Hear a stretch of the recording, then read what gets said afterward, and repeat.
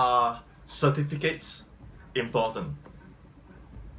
So specifically to learning JKD itself, Jeet Kune Do, are certificates important?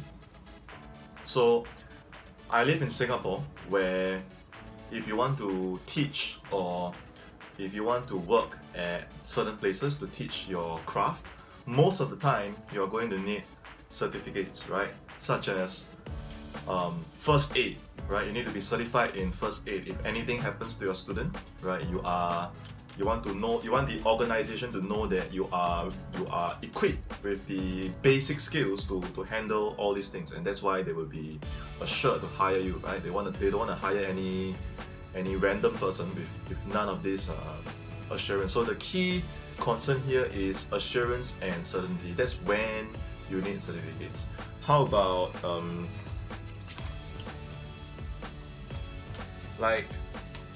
so this is my first aid cert, right? I have a tech fit cert, right? Okay, so here is my Jeet Kune Do cert. I have some more on the wall, right? You can't see from here. How about this? Fencing cert. Okay, I joined a competition and won something. Fencing cert and fencing cert and Chinese fencing cert, Chinese fencing cert, English fencing cert, English fencing cert, Chinese fencing cert. So this is values and principles in sports, right? So that I can teach in schools. And this is my coaching certificate, so that I can teach in school. And that's pretty much all the cert I have. I have 0 photos of me holding a cert with another instructor or another teacher. And this video is to explain why I do not believe in certificates, other than the previously mentioned reason of having to enter certain organizations, right? I do not believe in giving out certificates. And not too long ago, somebody asked me, like, Sean, if you could have the opportunity to be certified by this guy or this guy, which guy would you choose? And I thought about it, like, do I need their certificates to carry on doing what I do?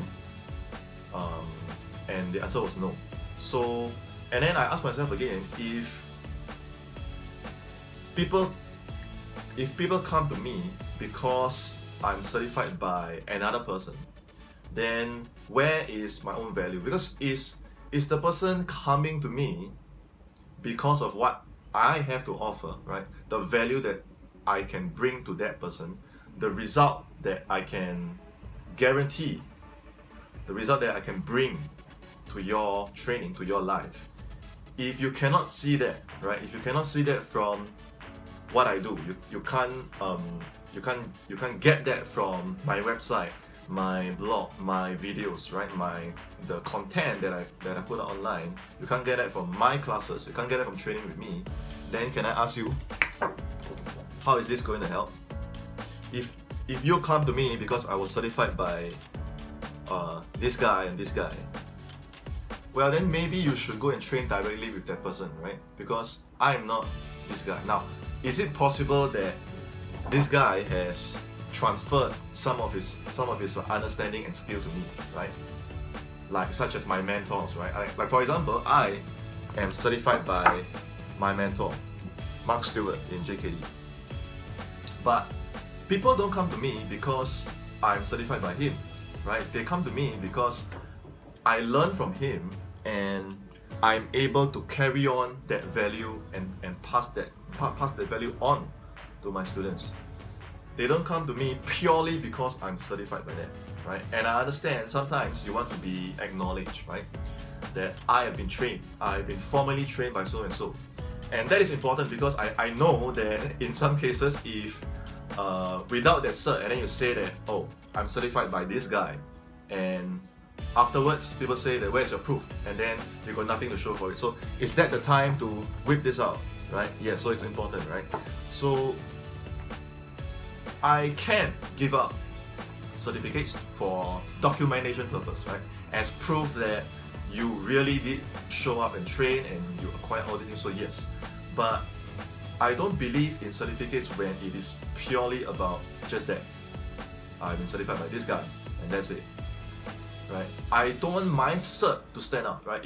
If one day people come to me because of my certificates and purely because of that, I'll be quite sad, because I don't want my cert to be the first thing that stands out. If somebody says Sean Lim, I don't want people to say that, oh, so he was certified by this guy. I want people to see me for my value. I want what I do, my craft, my value, to stand out first. And then if you want to do some background check, just to have some assurance, yes, I have my first aid license, don't worry. Yes, I've been certified by the government in my country to work in all these places, right? It's proven, this is my track record. And yes, I've been trained by so and so in order to teach JKD. I did not just come up with my own stuff overnight and call it JKD, right? I don't think JKD is doing your own anything or doing your own everything. I do think that there is a science that you should learn from somebody who has learned from either Bruce Lee or somebody who has at least learned from somebody who has learned from Bruce Lee. So what we call this lineage, right? That's when your certificate can document that process, so that when people try to say this and that, right? That's my cert. So the other thing is, why do I have such a mentality with regards to certificates? Because I come from a, excuse me,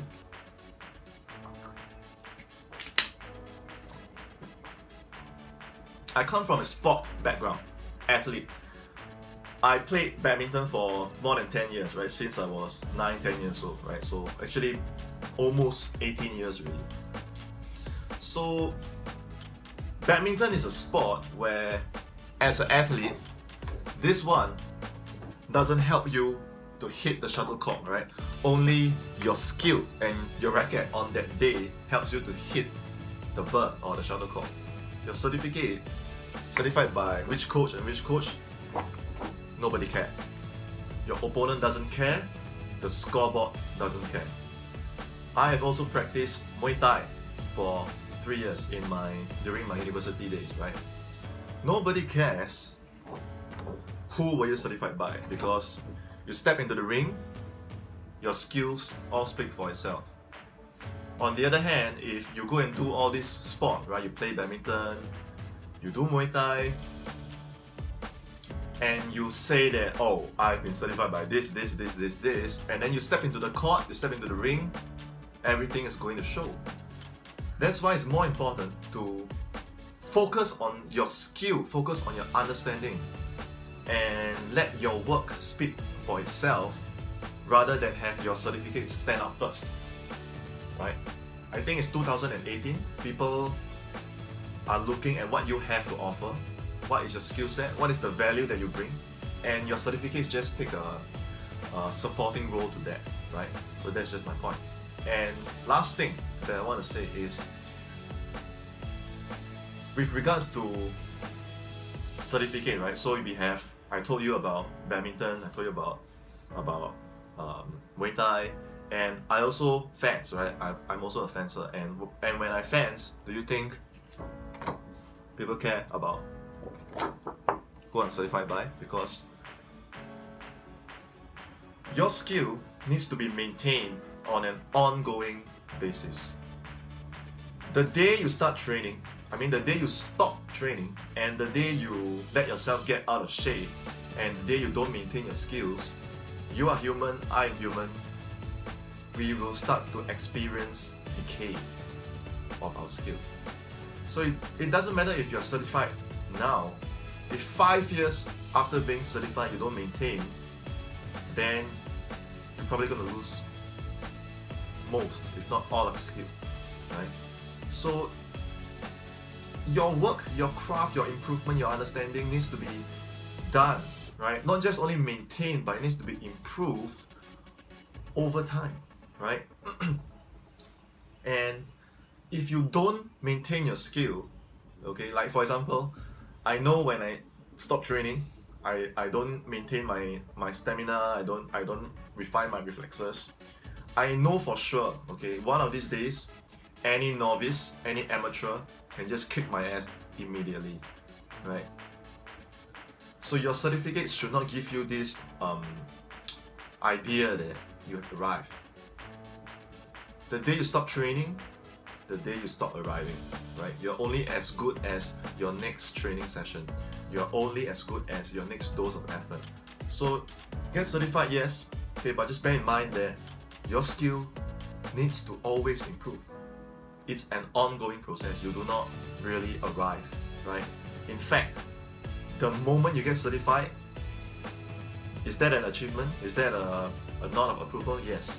But that becomes a responsibility, because now you need to make sure that the cert that you have, right, you can not only uphold it and take responsibility for it, but you can continue to make sure that whoever, every time somebody sees your cert, right, they know that you are definitely going to bring them value, and it's going to be on an ongoing process, not just because you were certified 10 years ago by so and so, right? And one last thing, right, with martial art itself, if you have to fight, if you have to use your skill, if you have to defend yourself on the street, right, your skill on that day, right, what you can do on that day, have you been practicing, have you been training, has your training been part of your lifestyle? Because the last thing you can do when you need to use your skill, whether you are an athlete, whether you fight in a sport, whether you have to fight on the street, the last thing you can do is to defend yourself and say, stop, I've been certified by this guy. Doesn't work that way. You've got to train, right? And see your certificate not only as a nod of approval, not only as an achievement, but also a responsibility to remind and inspire you to keep training and keep going, right? Even if it's just a bit, you keep it going, right? And that's all I have.